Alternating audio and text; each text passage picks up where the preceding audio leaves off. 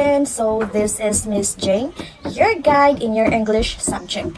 And in this video, you are going to learn another lesson in oral communication context subject, which is all about the different function of communication. And to start with, so let me share to you first our learning objectives. So after watching this video, you are expected to first, you have to identify the 5 functions of communication. Second, you have to distinguish the function of communication. And lastly, you have to use the 5 functions of communication to determine each statement. And to start with, let us try first to define the word function.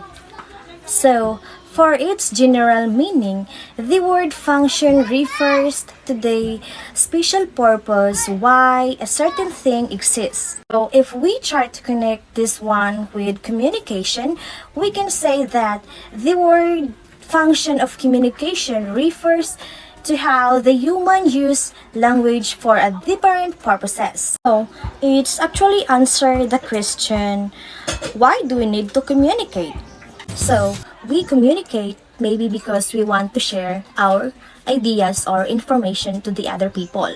Or maybe it could be we want to share our feelings or emotion to those people who are really close to our hearts.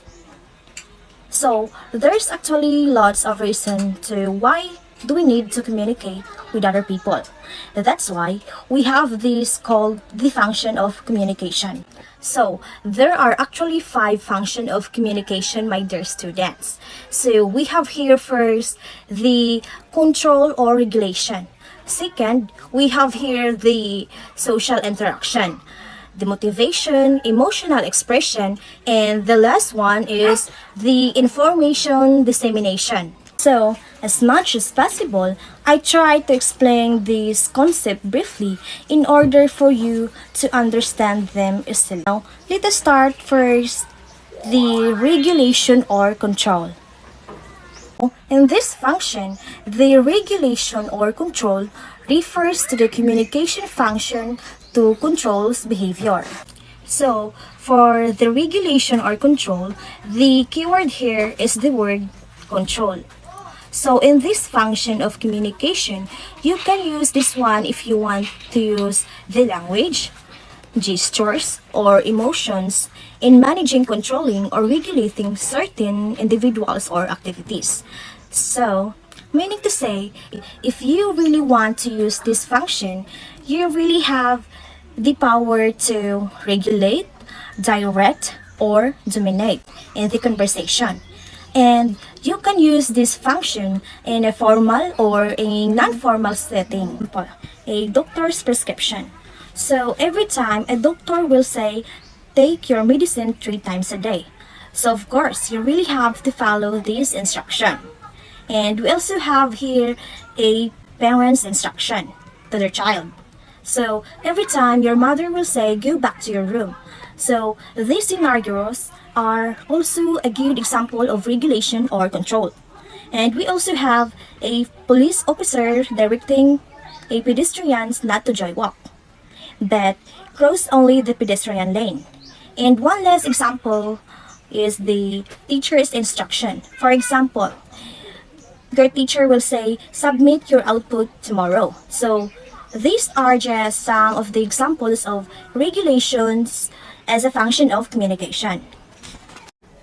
These are just some of the examples of regulations as a function of communication. So again, for regulation or control, just a quick review in this function, you have the power to regulate, control, or direct other people's behavior. But just remember, my dear students, that when you were using this kind of function, you really have to control the recipient in a positive way. Because if you try to misuse or abuse this function, this will only lead to any conflict or misunderstanding with the people around us. And as we don't want that to happen. So now, let's proceed a second type of function of communication, which is the social interaction. So, social interaction and communication, it allows the individuals to interact with others. So, for social interaction, this is really one of the distincts of being human because it makes life more meaningful by helping us to connect and relate with other people in more sense of way. So, this is the time that we are trying to build a good relationship with the people around us. And without this function, we really cannot have genuine friendships or intimate relationship as well. So, if you really want to have a healthy relationship that all people around you, so this is really one of the function of communication that you should really master well. Now, I have some sample statements that use this kind of function.